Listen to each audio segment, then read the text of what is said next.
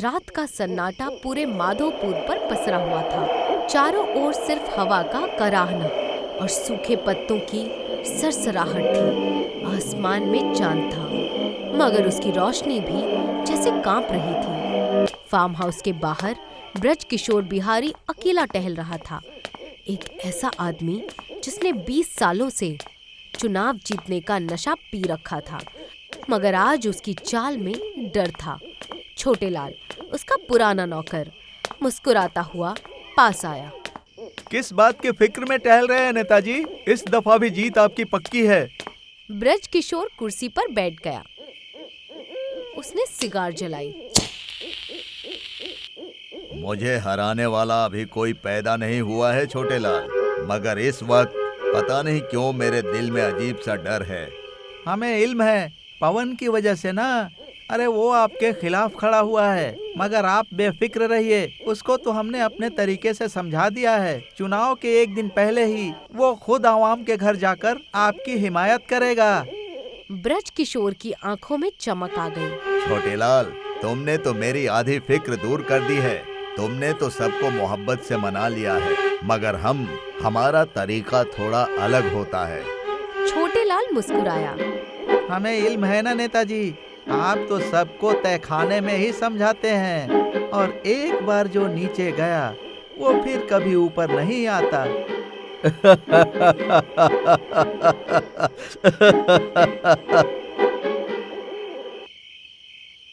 मगर आधी रात में ही नींद और नशे के बीच अचानक एक खौफनाक आवाज ब्रज किशोर के कानों से टकराई।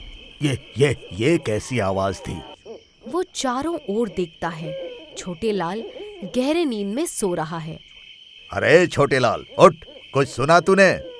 मगर छोटेलाल नहीं उठा। शराब और नींद के होश तले दबा पड़ा रहा। फिर दोबारा ब्रज किशोर के कानों में एक औरत की धीमी मगर चुभने वाली चीख टकराई। वो धीरे धीरे आवाज की दिशा में जाने लगा। हर कदम पर जमीन मानो धड़क रही थी। आवाज नीचे से आ रही थी, तहखाने के अंदर से। वो दरवाजे पर पहुंचने के बाद थोड़ा हिचकिचाया, फिर धीरे से दरवाजा खोला। अंदर अंधेरा था, सड़ी मिट्टी की बदबू और खून के बूंदों की महक। उसने देखा कि एक झिलमिलाती लाल रोशनी दीवारों पर पड़ रही थी। अचानक वही आवाज फिर से आई। तूने सोचा था हमें सुला देगा? ब्रज किशोर के शरीर से पसीना बहने लगा। कौन है?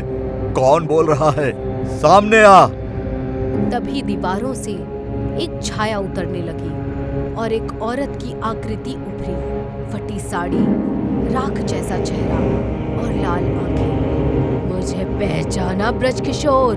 नहीं, ये नामुमकिन है। तुझे तो मैंने 5 साल पहले ही मार डाला था।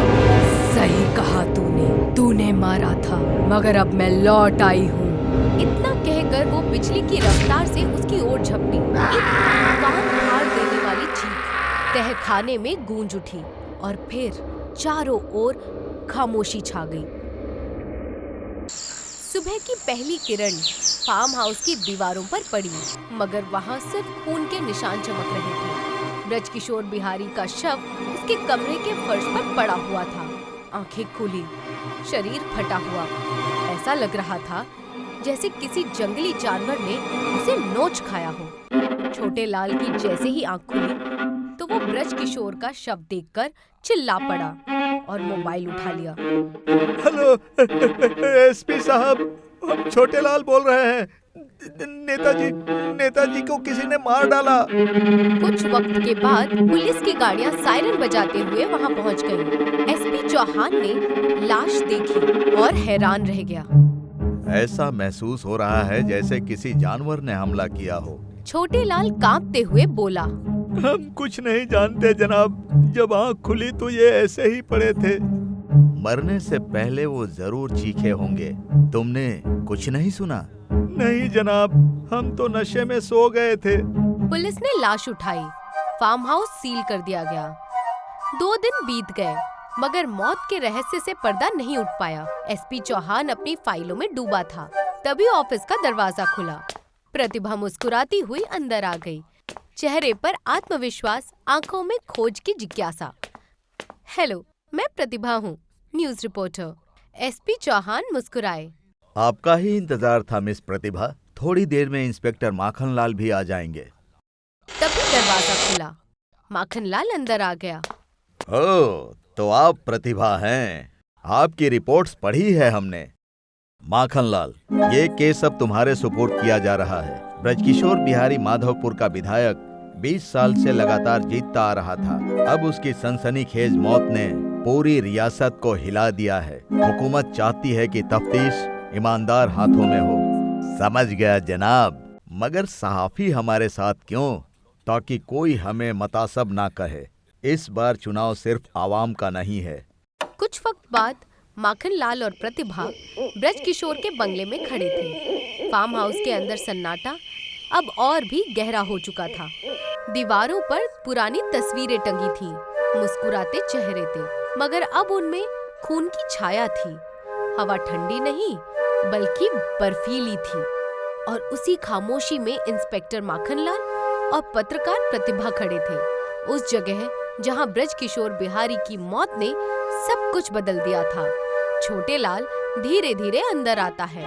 उसका चेहरा उतरा हुआ था, आंखों में डर की परछाई थी। कत्ल की रात तुम इसी फार्म हाउस में थे। तुम्हें इल्म तो है ना कि तुमने मेन डोर बंद किया था? हाँ, हमको अच्छे से याद है। मेन डोर पर ताला लगा दिए थे। उसके बाद हमने नेताजी की लाश देखी, पर हैरानी की बात यह थी कि मेन डोर तब भी बंद ही था और किसी के कदम के निशान भी नहीं थे।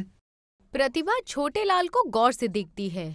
वैसे ब्रजकिशोर बिहारी के बारे में पूरे प्रदेश में यही बात है कि वो गुंडागर्दी के बल पर ही चुनाव जीते थे। जाहिर सी बात है, उनके कई दुश्मन भी होंगे। छोटे लाल चुप रहता है और नीचे नजर झुका लेता है। तुम अपना कैमरा साथ में लाई हो ना? हाँ, लाई हूँ। तो फिर ठीक है, अपना कैमरा ऑन करो। हम ब्रजकिशोर बिहारी के फार्म हाउस से तफ्तीश शुरू करेंगे। कोई न कोई सबूत जरूर मिलेगा। दीवारों की दरारों में धूल नहीं बल्कि राज अटका था, और हर कदम के नीचे जमीन ऐसे लगती थी जैसे किसी की दबी हुई सांसें हों। प्रतिभा और माखनलाल कमरे की जांच करने लगते हैं। छोटे लाल चुपचाप बैठा रहता है, खामोश, धीरे धीरे डर में तब्दील हो रहा था। अचानक छोटे लाल के कानों में एक खौफनाक चीख टकराई। वो डर गया। ये तो बड़ा दिल दहला देने वाली चीख थी।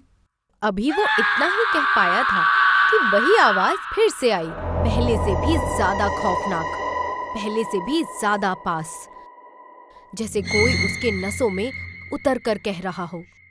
छोटे लाल का शरीर जकड़ गया। उसके कदम न चाहते हुए भी उसी ओर बढ़ने लगे जहां से आवाज आ रही थी। छोटे लाल धीरे धीरे तहखाने के पास पहुंचे। दरवाजे के आसपास हवा जम चुकी थी। उसने कांपते हाथों से दरवाजा खोला और सामने का मंजर देखकर उसकी आंखें बदल गईं। तहखाने के अंदर एक खौफनाक दिखने वाली औरत खड़ी थी। उसका चेहरा फटा हुआ, आंखें सुर्ख लाल, होठों पर किसी मृत मुस्कान की लकीर। वो सीधे छोटे लाल को घूर रही थी। मुझे देखकर कुछ याद आया छोटे लाल? अपने पाप को याद कर। इतना सुनते ही छोटे लाल के हाथ पैर टेढ़े होने लगे। उसकी उंगलियां अकड़ गईं, आंखों की पुतलियां फैल गईं। उसका शरीर तड़पने लगा और फिर उसकी एक दिल दहला देने वाली चीख पूरे फार्म हाउस में गूंज उठी। प्रतिभा और इंस्पेक्टर माखनलाल उस चीख को सुनकर डर गए। ये तो छोटे लाल की चीख थी। चलो चलकर देखते हैं। दोनों तेजी से तहखाने की ओर भागते हैं। हर कदम के साथ सन्नाटा उनके पीछे बंद होता जा रहा था, जैसे कोई दरवाजा जो अब कभी नहीं खुलेगा। तहखाने के अंदर हवा मामूली थी, लाइटें टिमटिमा रही थीं। फर्श पर छोटे लाल की लाश पड़ी हुई थी। टूटी हुई हड्डियां, मुड़ा हुआ चेहरा और आंखें जो अब भी किसी खौफ को देख रही थी। उनके सामने वही खौफनाक औरत खड़ी थी। प्रतिभा के हाथ से कैमरा गिर गया। Oh my God!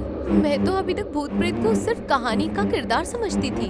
अचानक वो औरत बिजली की तरह दौड़ी, और इंस्पेक्टर माखनलाल का गला पकड़ लिया, उसे बॉल की तरह हवा में उछाल दिया, जिसके बाद वो जमीन पर गिरा और दर्द से तड़पने लगा। कुछ याद आया इंस्पेक्टर माखनलाल? तो रजनी, ये कैसे हो सकता है? तू तो मर चुकी है ना? औरत का चेहरा धीरे धीरे नॉर्मल हो गया। वो अब रजनी थी, वही लड़की जो 5 साल पहले अचानक गायब हुई थी। लेकिन अब वापस आ गई हूँ ताकि पापियों को खत्म कर सकूं। प्रतिभा डर से कांपने लगी। ये सब क्या हो रहा है? कौन हो तुम? रजनी का चेहरा फिर से खौफनाक हो गया। उसने माखनलाल की ओर देखा और उसकी आंखों से खून बहने लगा और कुछ ही देर में उसकी सांसें थम गई। रजनी प्रतिभा की ओर मुड़ी। तुझे नहीं मारूंगी, तुझे सिर्फ इसलिए छोड़ रही हूँ ताकि तू ब्रज किशोर बिहारी, छोटे लाल और इंस्पेक्टर माखनलाल की सच्चाई दुनिया को बता सके। फार्म हाउस की दीवारें फिर से खामोशी में डूब गईं। फार्म हाउस की ऊपरी मंजिल पर ब्रज किशोर बिहारी अपने नौकर छोटे लाल के साथ गुस्से में बैठा था। तभी दरवाजे पर दस्तक हुई।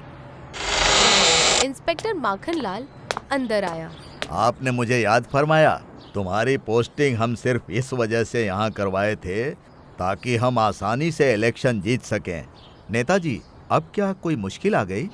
इस वक्त सबसे बड़ी मुश्किल है रजनी, जो एक सहाफ़ी है। वो खुलेआम हमारा सारा घोटाला अखबारों में छाप रही है। आप फिक्र मत कीजिए, उसे सीधे आपके फार्म हाउस में ले आऊंगा। कुछ घंटे बाद इंस्पेक्टर माखनलाल जीप से उतरा। उसके साथ थी रजनी, एक बहादुर पत्रकार जिसकी आंखों में सच्चाई की आग जलती थी। तुम मुझे यहाँ क्यों लाए हो? तुम्हें मुझे पुलिस स्टेशन ले जाना चाहिए था। तभी अंधेरे में से ब्रज किशोर बिहारी की भारी आवाज आई। अब तुम पुलिस स्टेशन नहीं, सीधे जहन्नुम में जाओगी। रजनी के पैरों तले जमीन खिसक गई। तीनों, ब्रज किशोर, माखनलाल और छोटे लाल, उसे पकड़कर तहखाने की ओर ले गए। कुछ ही वक्त में रजनी की दिल दहलाने वाली चीख तहखाने के अंदर गूंज उठी। रजनी की रूह की आंखों से आंसू बह रहे थे। उन पापियों ने मुझे जिंदा जला दिया था, मगर मेरी रूह को शांति नहीं मिली। अब तुम यहाँ से जाओ और मेरी कहानी दुनिया को बताना। प्रतिभा ने कैमरा उठाया और बाहर निकल गई। सुबह अखबारों में छपा था, नेता ब्रज किशोर बिहारी, इंस्पेक्टर माखनलाल और छोटे लाल का काला सच उजागर। पत्रकार रजनी की हत्या की असली कहानी। लोगों ने पढ़ा और खामोशी फैल गई।